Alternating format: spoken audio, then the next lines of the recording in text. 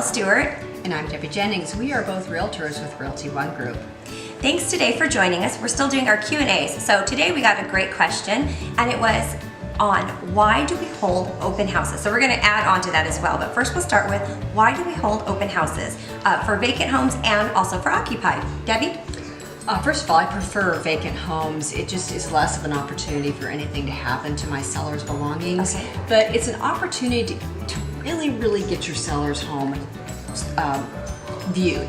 People can come in, neighbors come in.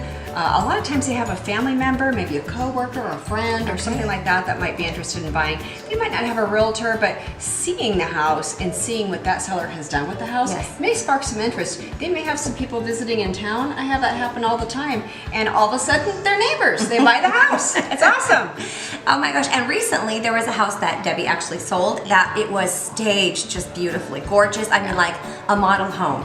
And that home sold on day one, correct? Yep. And with multiple offers, mainly because of the way it was staged. It was just gorgeous inside and it sold for very well in the market. Yeah. So it's really important when we have open houses to display the way that it looks. And we'll do another video on that, on what you should do before an open house. Yep. Thanks so much. I'm Carol Stuart. I'm Debbie Jennings. Give us a call if you have to buy a home or sell one in Arizona. We'd love to help you.